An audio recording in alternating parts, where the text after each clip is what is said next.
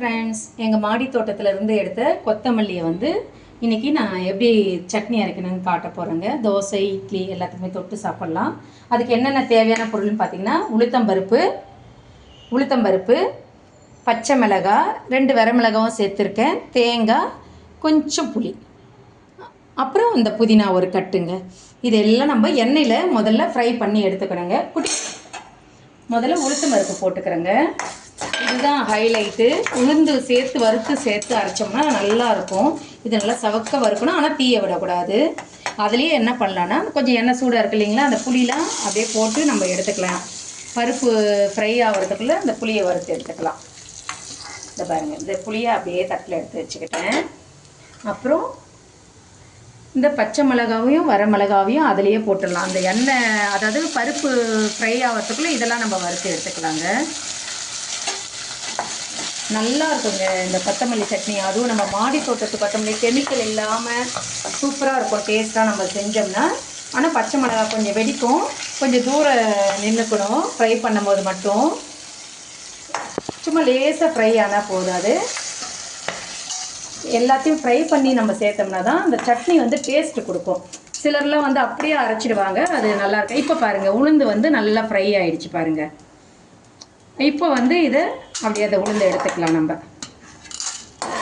ஈஸியான சட்னிங்க. கொஞ்ச நேரத்தில் நம்ம ஃப்ரை பண்ணிவிட்டு சட்னி அரைச்சி நீங்கள் தோசை, அதுவும் முட்டை தோசைக்கெல்லாம் தொட்டு சாப்பிட்டு பாருங்கள், நல்லாயிருக்கும். இந்த டேஸ்ட் வந்து நல்லா இருக்குங்க.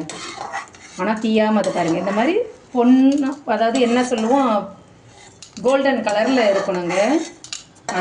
அதாவது நல்லா இதுவாக இருக்குது. நல்லா ரொம்ப செவந்து இருக்கக்கூடாது, ஓரளவுக்கு செவந்தா போதுங்க. இப்போ இது புளி எடுத்துக்கிட்டேன் ஃப்ரை பண்ணி, உளுத்தம்பருப்பு, பச்சை மிளகாய் இது எடுத்துக்கிட்டேன். இப்போ வந்து என்ன போட போகிறேன்னா, தேங்காய். இப்போது தேங்காய் போட்டுக்க போகிறேன் ஃப்ரெண்ட்ஸ். கட் பண்ணி வச்ச தேங்காய், நான் மேலே இருக்க தோல்லாம் பெரும்பாலும் எடுத்துருவேன் தேங்காய்க்கு. அப்போ தான் வந்து அந்த சட்னி வந்து நல்லாயிருக்கும். ஹோட்டலெல்லாம் பார்த்தீங்கன்னா புதினா சட்னி க்ரீனாக இருக்கும். ஏன்னா அவங்க பச்சை மிளகாய் சேர்ப்பாங்க, வரமிளகாய் சேர்க்க மாட்டாங்க. அப்புறம் தேங்காய் வந்து இந்த மாதிரி மேலே இருக்க தோல்லாம் எடுத்துட்டாங்கன்னா அந்த சட்னி வந்து நமக்கு நல்லா க்ரீன் கலரில் இருக்கும். நான் அரைச்சிட்டு உங்கள்கிட்ட காட்டும் போது உங்களுக்கு தெரியும். சும்மா ஃப்ரை பண்ணால் போதுங்க. அந்த தேங்காய் என்ன இருந்தாலும் எண்ணெயில் ஃப்ரை பண்ணோம்னா அந்த டேஸ்ட் வேறுங்க. நீங்கள் அப்படியே போட்டு அரைப்பீங்க சில பேர். இந்த மாதிரி எண்ணெயில் போட்டு ஃப்ரை பண்ணிவிட்டு அரைக்கணுங்க. இப்போது இதெல்லாம் நான் எல்லாத்தையும் வதக்கி எடுத்துக்கிட்டேன். அடுத்து வந்து கொத்தமல்லிங்க. எங்கள் மாடி தோட்டத்து கொத்தமல்லி நல்லா அலசி வச்சுருக்கேங்க. இதை அப்படியே ஆட் பண்ணிக்கிறேன்.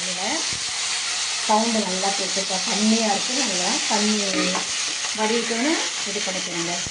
இது நல்லா வதங்கணுங்க. அவ்வளோதான், எண்ணெயிலே கொஞ்சம் வதக்கிட்டு இது நல்லா ஆறணுங்க. எல்லாத்தையும் கொஞ்ச நேரம் ஒரு 5 மினிட்ஸ் ஆறின பிறகு மிக்சியில் போட்டு அரைச்சி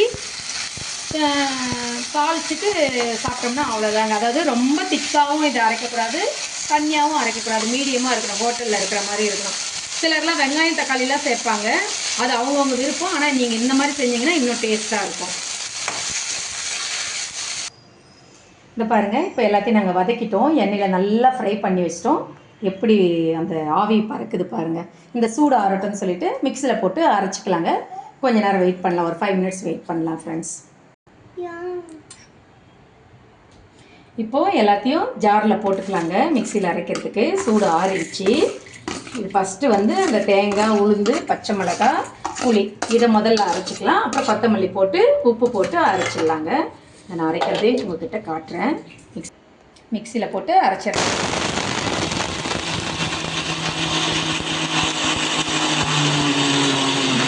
இதை அரைச்சிட்டோம் இல்லைங்களா. இப்போ இதாக கூட இதை பாருங்கள் நல்லா எப்படி அரைச்சிருக்கோன்னு. இப்போ அதாக கூட கொத்தமல்லியை நம்ம சேர்த்துக்கலாங்க. எடுத்த கொத்தமல்லியை ஆட் பண்ணிக்கிறோம், ஃப்ரை பண்ணதை. அவ்வளோதாங்க. கொஞ்சம் உப்பு போட்டு தண்ணி ஊற்றிக்கணுங்க. உப்பு வந்து தேவையான அளவு போட்டுக்கோங்க. வாசனையாக இருக்குல்லடா, சூப்பராக இருக்குங்க அந்த சட்னி. அதாவது என்ன சொல்கிறது, அவ்வளோ மனமாக இருக்கும் டேஸ்ட். அதுவும் தோசை, இட்லிக்கு இதை அடிச்சிக்கவே முடியாது. இப்போ தேவையான அளவு தண்ணி ஊற்றிக்கிட்டோமா, அவ்வளோதான். இதை இன்னும் ஒரு முறை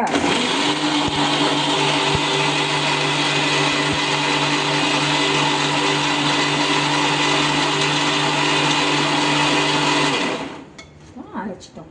இப்போ ரொம்ப நைஸாகவும் இல்லாமல் கொஞ்சம் குறைன்னு இன்னும் கொஞ்சம் அரைக்கணும் போல இருக்குது. கொஞ்சம் அரைச்சிக்கணும்.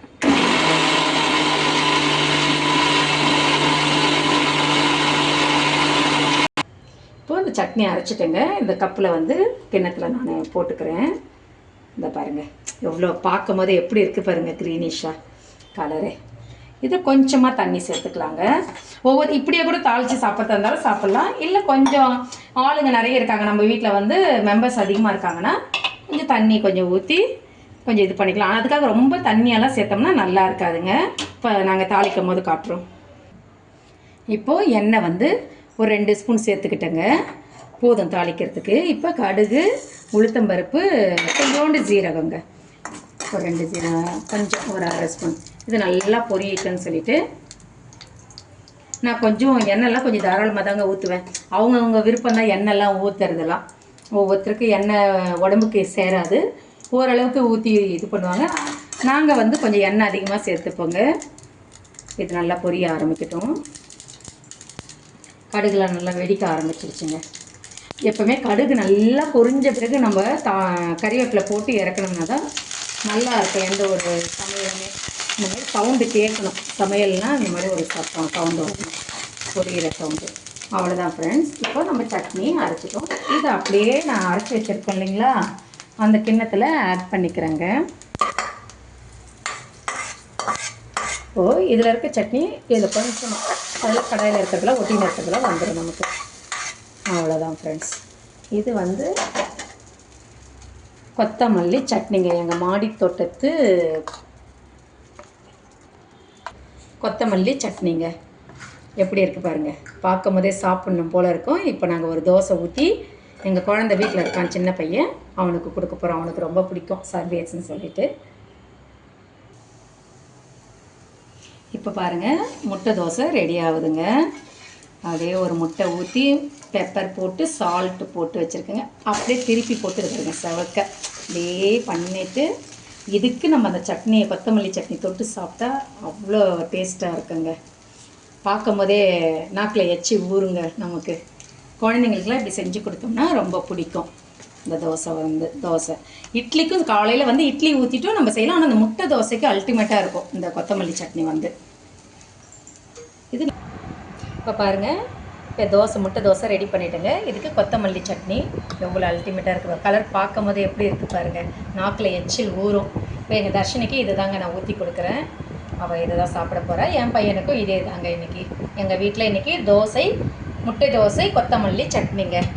ஓகே ஃப்ரெண்ட்ஸ், எங்கள் வீடியோ உங்களுக்கு பிடிச்சிருந்தா லைக் பண்ணுங்கள், ஷேர் பண்ணுங்கள், கமெண்ட் பண்ணுங்கள், மறக்காமல் சப்ஸ்கிரைப் பண்ணுங்கள். பாய்.